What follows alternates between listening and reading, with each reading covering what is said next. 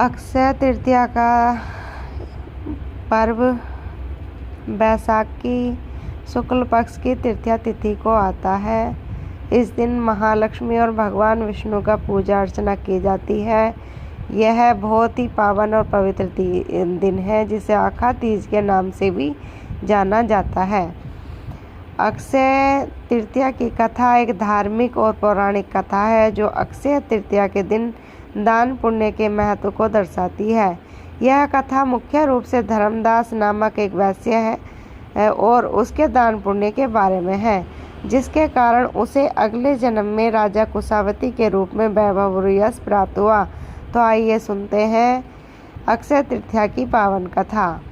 प्राचीन काल में धर्मदास नामक एक वैश्य था, जो सदाचारी देव एवं ब्राह्मणों में श्रद्धा रखता था। उसका परिवार बड़ा था और वह हमेशा व्याकुल रहता था। एक दिन धर्मदास ने किसी से अक्षय तृतीया के फल के महत्व के बारे में सुना।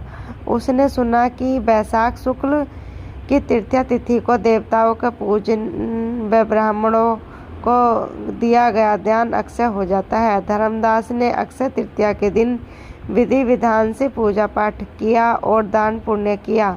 उसने अपनी क्षमता से अधिक जल से भरे घड़े, पंखे, जौ, सत्तू, चावल, नमक, गेहूँ, गुड़, घी, दही, सोना, वस्त्र आदि ब्राह्मणों को दान कर दिए। उसकी पत्नी ने उसे रोकने की कोशिश की, लेकिन धर्मदास ने दान पुण्य जारी रखा।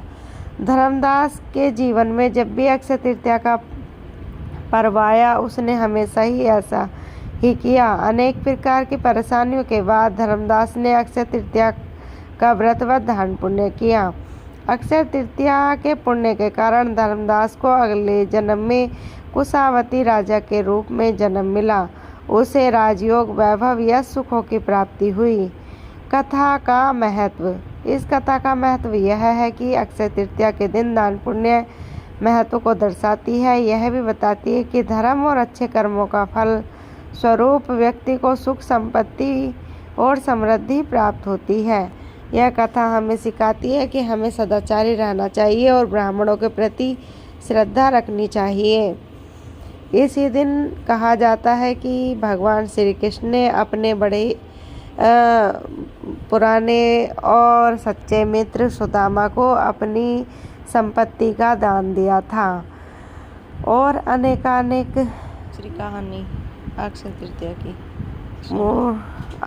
कहानी भी इसके पीछे छुपी हुई है। आखा तीज के दिन ही देवी अन्नपूर्णा का जन्म भी हुआ था। इसी दिन भगवान कृष्ण ने मैं जैसे आपको बताया कि संपत्ति और सौभाग्य गरीब किंतु सबसे अच्छे मित्र सुदामा को दे दिया था। अक्षय तृतीया के दिन भगवान परशुराम की जयंती भी मानी जाती है। इस दिन पूजा अर्चना करते समय भक्त भगवान परशुराम का भजन भी गाते हैं। तो अक्षय तृतीया के दिन पावन पर्व पर घर में नमक ज़रूर लाएं और सोना चांदी जो भी आप खरीदना चाहें खरीद सकते हैं और दान पुण्य ज़रूर करें। इस दिन पानी का दान करना बहुत ही शुभ और लाभकारी